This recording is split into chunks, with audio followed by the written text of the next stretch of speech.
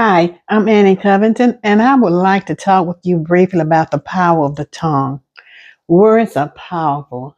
Words are like seeds, and every time we speak them, they're taking root. Now, the tongue, though it is small, is incredibly powerful because our words can bring life or destruction. Once spoken, they cannot be taken back. It is vital to use our words wisely as they reflect our hearts and relationship with God and also our relationship with other people. Negative words can cause permanent damage, so we must seek guidance from the Word of God to speak constructively. Our words are powerful indeed.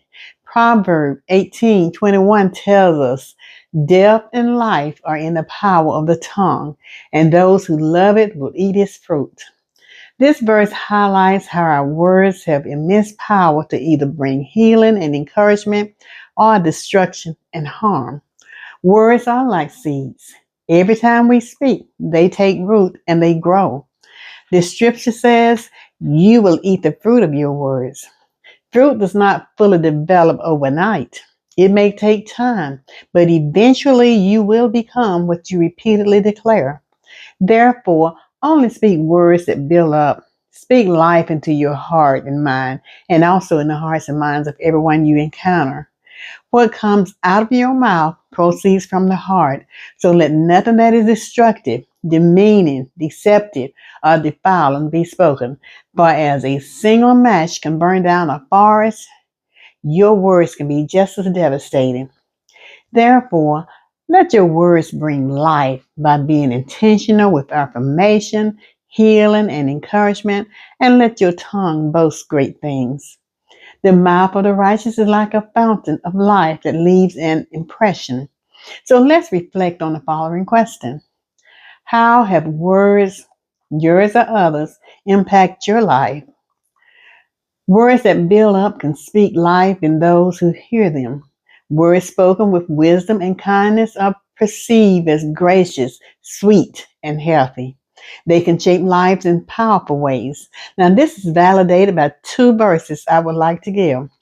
Proverbs chapter 16, verse 24 says, gracious words are like a honeycomb, sweetness to the soul and health to the body. Now, this verse essentially highlights the power of kind and encouraging words to uplift and nourish someone's spirit, just as honey is physically nourishing to the body. It emphasizes the importance of choosing words wisely to bring healing and comfort to other people. Now, this imagery suggests that positive words can have a restorative effect on someone's overall well-being.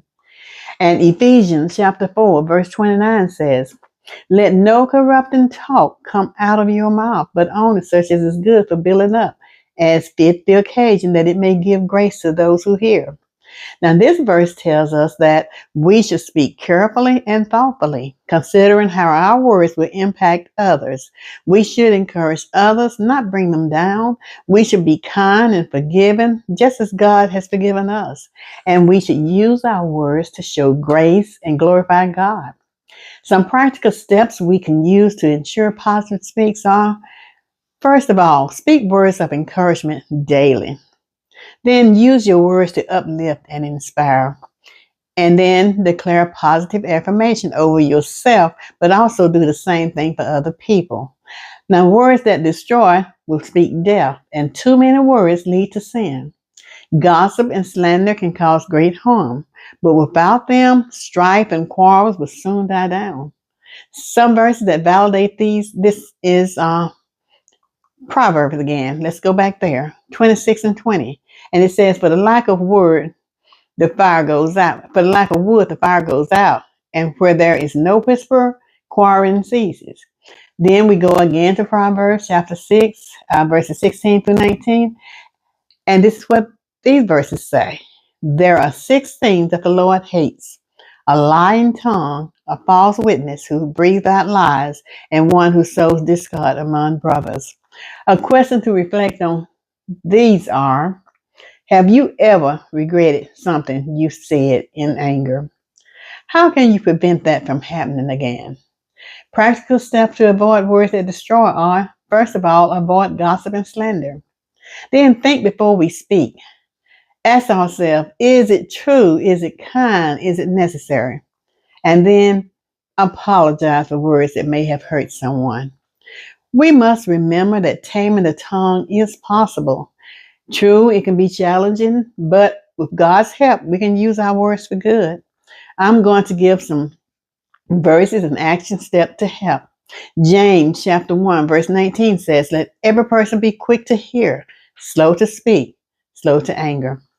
Proverbs 21:23 says, whoever keeps his mouth and his tongue keeps himself out of trouble.